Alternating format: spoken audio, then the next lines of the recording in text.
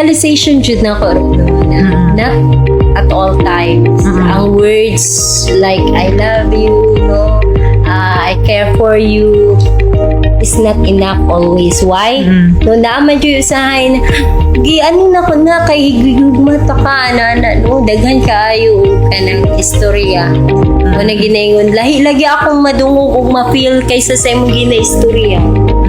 Napoy mo ingon na, lahi-lagi akong makita sa imuhang ginaistorya. Why?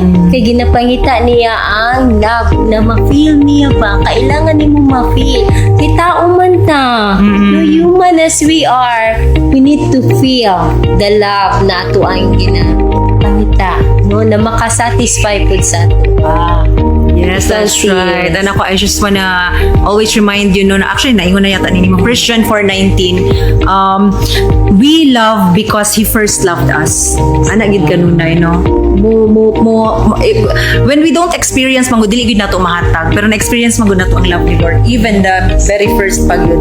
So, we are free, ay hatag yun na nato nga libre, 100%. Muna, don't lose hope na mo yung kawala na dyan pag-asa ni ako ang anak. No? Wala na yung pag-asa akong bano. No, ayaw kawala o pag-asa. Why? Higugma man na sila sa Ginoo. No? God love them. So, kana na love. No, magrema man na, mag-manifest na sa ilahang kinabuhi. Ikaw, no, padayon lang dyan mag-aampo sa ilah. That's right. And Yes. kapalo ba kano love kay tanan yun na imong ilash like pride, ego, unsa pa bang mga anger dia issues ana, because sometimes we pray open hands but we're gripping grudge. Dili ra gihapon mao. Like, The Lord will hinder your prayer. So Yes. love gid kanunay, love above all.